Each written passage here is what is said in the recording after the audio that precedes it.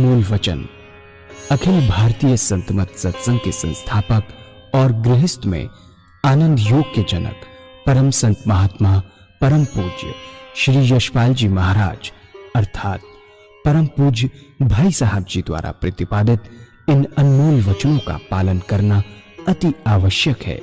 ये वचन हमारी गृहस्थ आध्यात्मिक साधना के लिए मूलभूत सिद्धांत हैं, जो इस प्रकार हैं।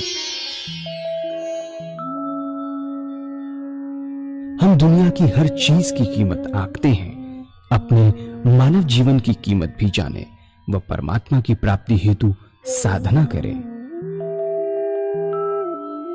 मनुष्य योनि एक उपहार है, इसीलिए परमात्मा को धन्यवाद देते हुए आधा घंटा प्रातःकाल, आधा घंटा सायंकाल पूजा अवश्य करें।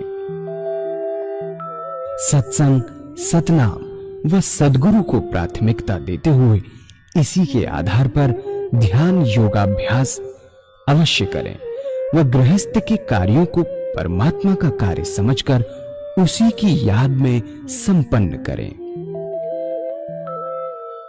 हर समय ये ध्यान रहे कि गुरु कृपा द्वारा परमात्मा की पवित्र सत्ता का हमारी आत्मा में वास है, अतः मन में निरंतर अपने इष्ट देव का जाप करें।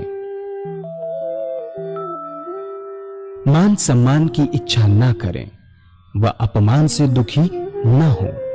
परमात्मा के अतिरिक्त किसी और का भय ना करें। दूसरों की बुराई न करें, न सुने, सत्य व मधुर बोलें, अश्लील शब्द मुंह से ना निकालें, सभी से नम्रतापूर्ण व सुंदर व्यवहार करें। धर्म पत्नी के अतिरिक्त अपने से बड़ी से माता जैसा, बराबर की से बहन जैसा व छोटी से पुत्री जैसा व्यवहार करें। सांसारिक जीवन यापन की आवश्यकताएं अंतहीन है, इसलिए अधिक से अधिक समय सत्संग में व धन परोपकार में खर्च करें। याद रखें, न स्त्री माया है, न धन दौलत, न ही परिवार। माया वह है जो हृदय को परमात्मा से दूर हटा दे। अतः निरंतर सत्संग और सद्गुरु की शरण में रहने का प्रयास करें। भोजन अपने इष्ट को अर्पण कर प्रसाद रूप में परमात्मा की याद में करें।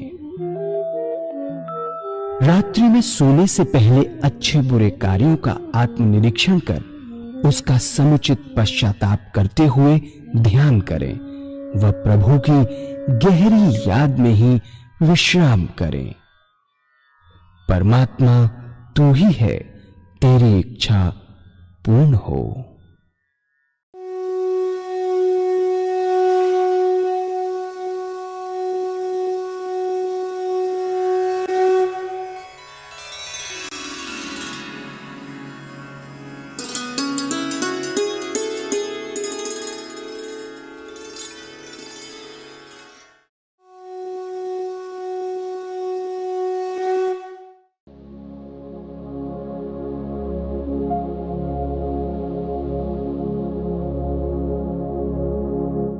जय सद्गुरुदेव जय पद शरणम श्रेयस्वरूप चरणों शरणम।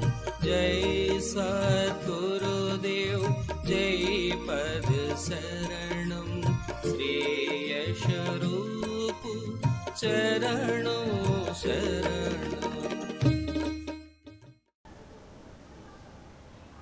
ये सत्संग का महत्व है। आपका मन घर पर नहीं लगेगा, जैसे ही साथ मिलेगा आपको कुछ समय बाद अपने आप आपका मन लगना शुरू हो जाएगा, बगैर कोशिश किए। सत का साथ सत्संग, इसलिए ये सिस्टम बनाए गए हैं। आध्यात्मिक किताबें महाराज जी ने सब साधकों के लिए लिखी हैं। साधक के साधना के अलावा कुछ भी नहीं है उसके अंदर। बहुत इम्पोर्टेंट लिटरेचर हमारा है। इसका पठन पाठन जरूर करना चाहिए। आपको पता लगेगा कि किस स्टेज पर हम बैठे हुए हैं। ये अनुभव किया, पढ़ा कि है कि नहीं है। जितनी स्टेज आपकी बढ़ती चली जाएगी मेडिटेशन में, उतने शब्दों के अर्थ बदलते चले जाते हैं, समझ और अच्छी होती चली जाती है। ये इन चीज़ों का फायदा है, हर चीज़ का। सत्संग में जाने का बहुत फायदा है, बाहर जाने का बहुत फायदा है सत्संग में। अपने अंदर जो परमात्मा की याद की लौ है, उसको जलाए और जलाता रहे। ऐसा ना हो कि उसमें धुआं पैदा हो जाए।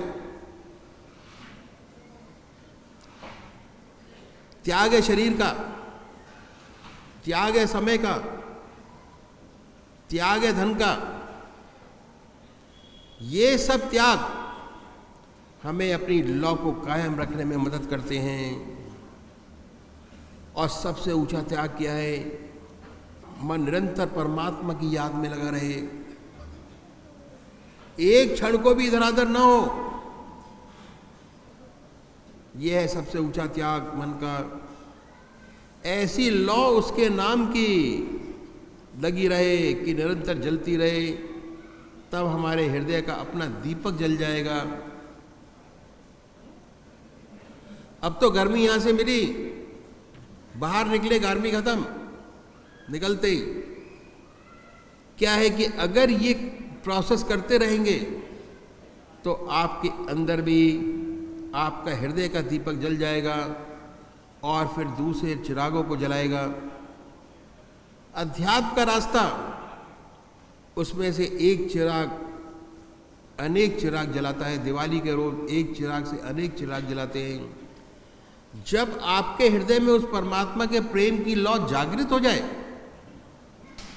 तो जो दूसरे दीपक आएंगे आपके संपर्क में, जो भी आएगा उसमें भी वह रोशनी प्रकट हो जाती है, लौ जागृत हो जाती है।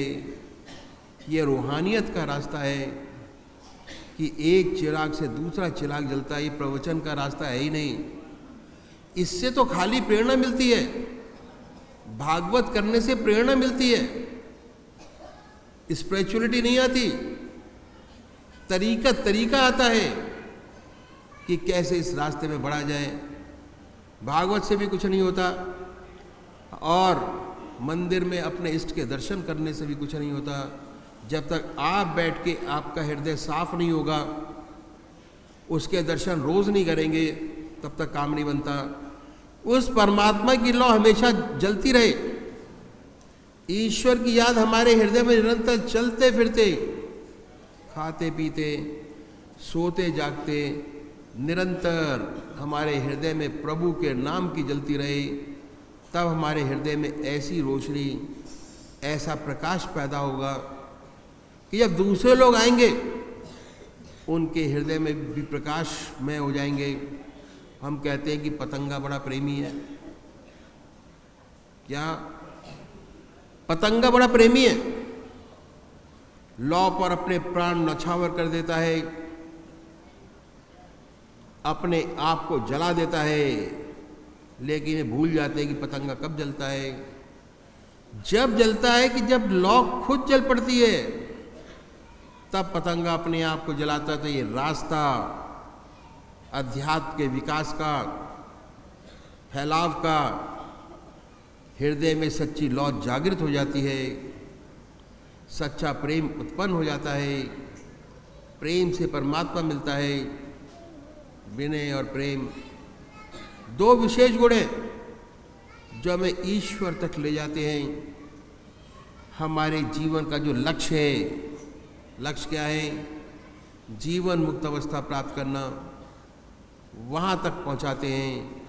ये बातें हैं जो हमारी पूजा को सच्चा बनाती हैं और हमें परमात्मा तक ले जाती हैं।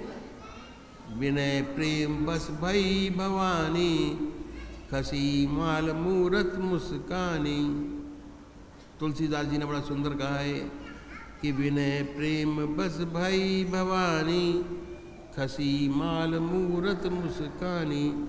विनय, सत्य प्रेम से जब ईश्वर की कृपा से, ईश्वर और सदगुरु की कृपा से साधक के हृदय में प्रभु प्रेम की लौ अर्थात पवित्र भावना रूपी भावना जागृत हो जाती है। भावना जागृत हो जाती है, समस्त बल विक्षेप का नाश हो जाता है। हृदय निरंतर प्रभु प्रेम में सराबोर डूबा रहता है। आत्मीय अवस्था प्राप्त हो जाती है। साधक शांतित हो जीवन मुक्त अवस्था में ज्योतिर्मय बना रहता है। यह है विनय प्रेम बस भई भवानी, खसी माल मूरत मुस्कानी। परमात्मा तू ही है, तेरी इच्छा पूर्ण।